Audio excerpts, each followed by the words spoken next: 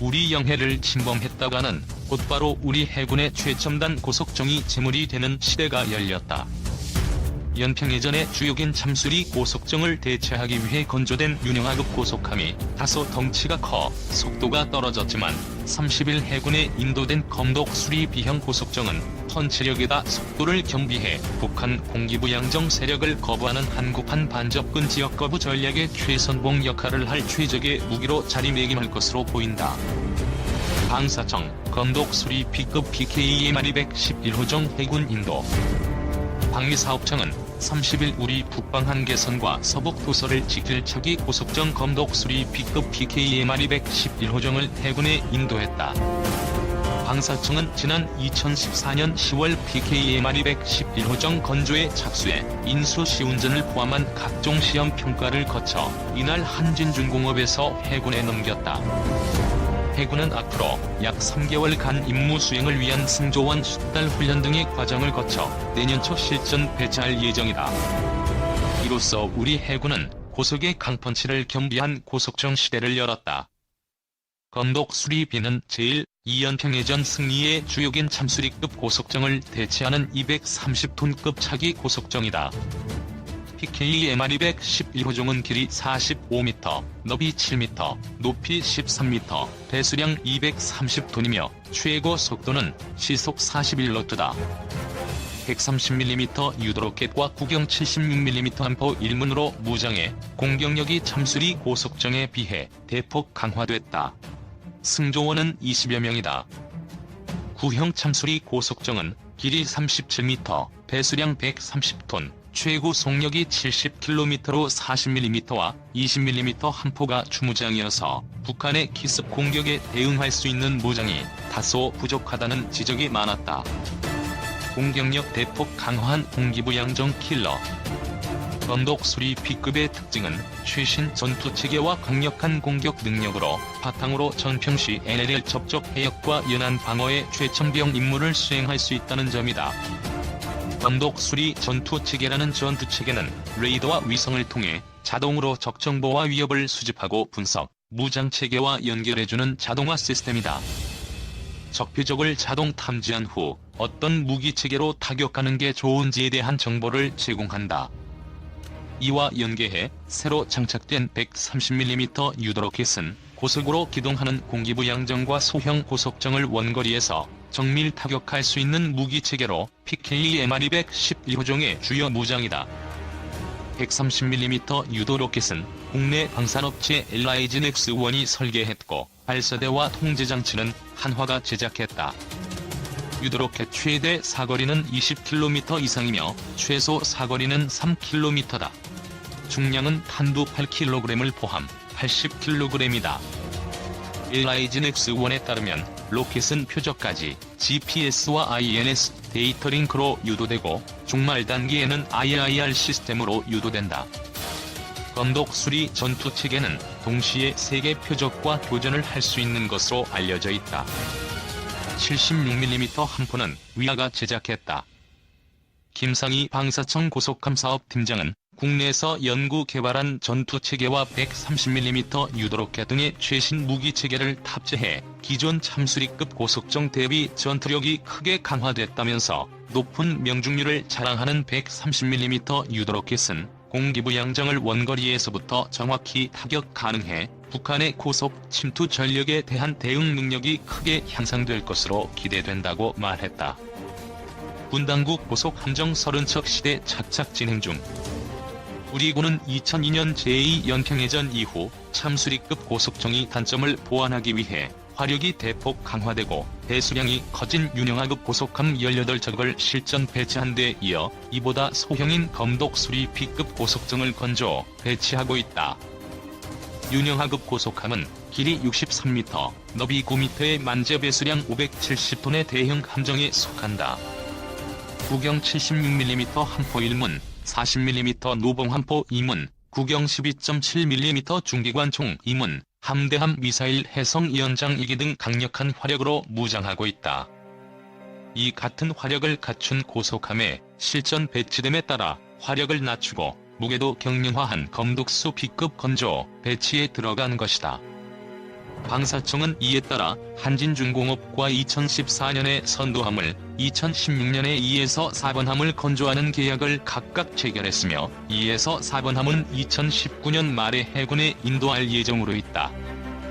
방사청은 또 지난 6월에 한진중공업과 5에서 8번함을 2,599억 원에 계약해 약 3년 4개월간의 건조, 시운전 평가를 거쳐 2020년 해군에 인도할 계획이다.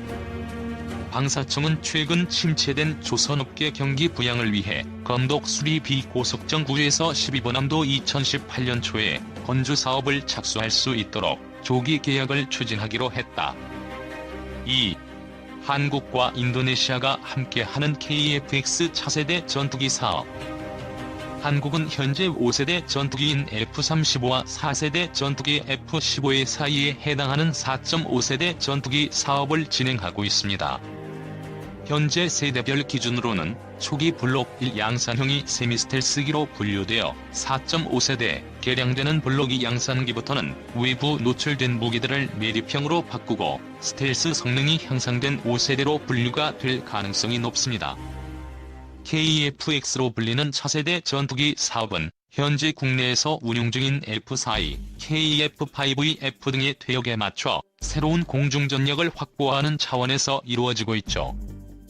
지난 2001년 김대중 전 대통령이 국산 전투기 개발을 천명한 이후 2003년에 사업 타당성 분석에 들어가 2010년에 한국-인도네시아 간 전투기 공동개발협정 MOU가 체결되었습니다.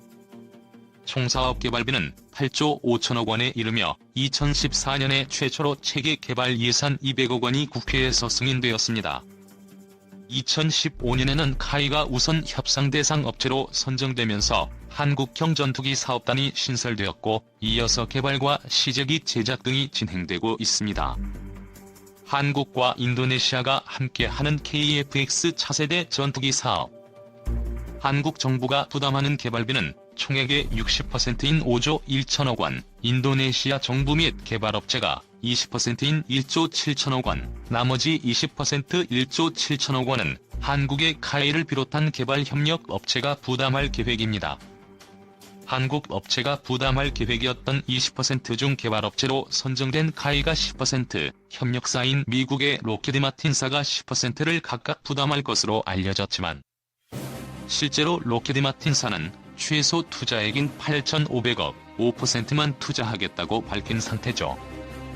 참고로 T-50 개발 때는 개발 비용의 13%에 해당하는 3천억 원을 투자했었습니다. 실제로 다양한 국적의 동맹들이 참여 의사를 밝혀 진행되었던 F-35 시리즈의 개발처럼 KF-X 사업 역시 한국과 동맹을 맺은 나라들이 참여한다면 개발비 부담을 줄이고 연구 인력의 확보 등을 통해 많은 시너지 효과가 있을 것으로 기대되고 있습니다. 2019년 1월 현재의 상황은 인도네시아가 자금과 연구인력 부분에서 한국과 협력하며 사업에 참여하고 있죠.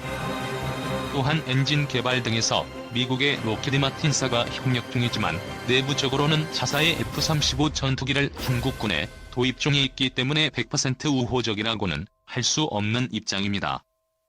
카이와 로키드 마틴은 이미 미 공군의 고등훈련기 사업인 TX 사업에 참여하기 위해 T-50을 개발한 경험이 있습니다. 다만 F-35 시리즈를 계속해서 세계 각국에 판매 중인 로키드 마틴사의 입장에서는 4.5세대라고 해도 자체적으로 한국이 전투기를 개발하는 상황이 달갑지만은 않겠죠. 이런 미국 개발사의 협력은 전반적으로 KF-X 사업을 반드시 성공시켜야 하는 한국 입장에서는 꼭 필요하다고 볼 수 있습니다.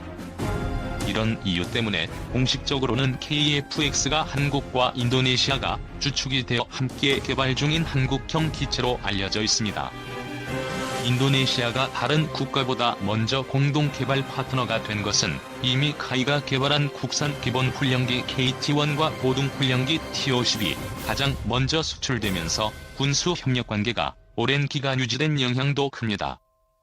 KT-1은 17대, T-50은 16대가 인도네시아로 수출되었습니다. 2015년에 카이가 맺은 전략적 합의에서는 민수, 군수 산업을 비롯해 무인기 분야까지 협력의 폭을 넓히기도 했죠. 현재 국내에 들어와 있는 인도네시아 연구진은 KFX 사업 전반적인 부분에서 협력관계를 유지하며 각종 연구에 참여하고 있습니다. 인도네시아는 공식적으로 IFX 사업으로 부르며 한국으로부터 1대의 시제기와 기술 도입 후 자국에서 50대의 전투기를 생산할 예정입니다. 인도네시아는 기술 이전에 대한 입장 차이 등을 내세우며 미뤄왔던 개발 분담금 1,320억 원을 지난 2018년 12월에 납부하였습니다. 전체 사업 자금 중 20% 한화약 1조 2천억 원을 부담하기로 한 협약 내용을 국영항공업체인 PTDI사를 통해 시행하고 있는 것이죠. 하지만 사업이 진행되던 2016년에 이미 했던 협약을 다시 재조정해 줄 것을 한국 정부에 요청한 적이 있으며 현재 납부한 1,320억 원은 지난 2017년에 이미 내야 했던 미납분입니다. 여기에 2018년 미납분인 1,987억 원은 현물로 낼 것을 다진 중이어서 이 또한 2019년에 다시 인도네시아 정부와 협상을 할 여지가 있는 실정이죠. 현물 출자 의향을 밝힌 이유는 인도네시아의 현 경제 상황이 좋지 않다는 판단 아래 현금 외 현물 출자로 부담을 덜려는 계획인 것으로 보입니다.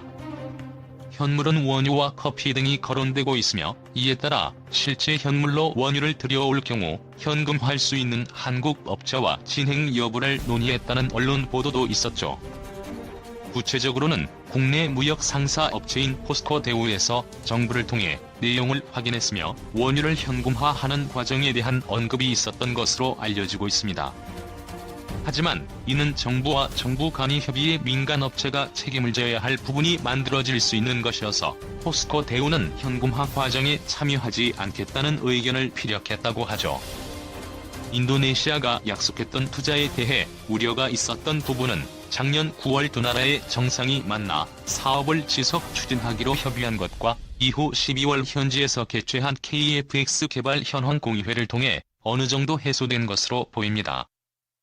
당시 2018년 12월에 발표한 카이 공식 자료에는 48명의 인도네시아 엔지니어들이 개발 참여하고 있으며 12월에 24명이 추가 합류. 그리고 2019년 1분기까지 최대 150여 명의 엔지니어가 설계 및 시제기 제작에 계속해서 참여할 계획임을 밝히고 있습니다. 또한 2018년 6월에는 한국의 카이와 인도네시아 PTDI사 소속 엔지니어들에 의해 기본 설계 단계인 PDR이 성공적으로 완료되었으며 다음 단계인 상세 설계 단계 CDR이 현재 진행 중인 것을 밝히기도 했죠.